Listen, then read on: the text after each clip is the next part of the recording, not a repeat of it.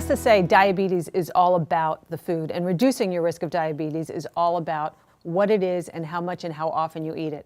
So, Bill, do you have any tips on reducing the risk of diabetes with food? Yes, as we've discussed before, I really like things that are really simple and fast. And one is just a handful worth of tip, which is really just to eat a handful of tree nuts just a few times a week.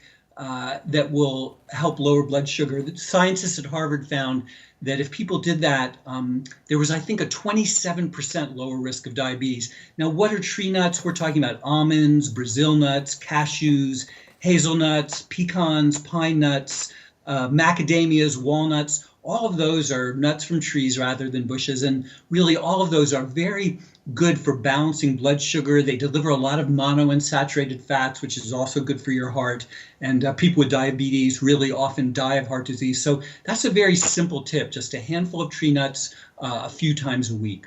So now let me double check, because there's my hand and then there's other hands. So when you say a handful, I'm going to go with approximately a quarter cup, third a cup or so, like a normal handful, not a gouge as much as you can college boy handful. Truly, exactly. All right, great. And anything else that you have? How about eating regular meals? Yeah, I'm glad you brought that up. There was another study that found if people ate breakfast, lunch, and dinner, just regular meals every day, day after day, that they had almost a 40% lower risk of developing diabetes. I think in that case of moving from pre-diabetes to diabetes, and that's people 60 and over. And so many of us really skip meals. We don't have breakfast, or we rush through breakfast. We skip lunch perhaps because we're working. And really what the body likes is just a regular pace, breakfast, lunch, and dinner. That's what keeps blood sugar on an even keel, stays away from those spikes in blood sugar that really are what hurt the circulation in the heart, which is really where that's what catches up with most people who have diabetes, those kind of circulatory problems. So breakfast, lunch, and dinner, day after day, that's the tip. Okay, that's great.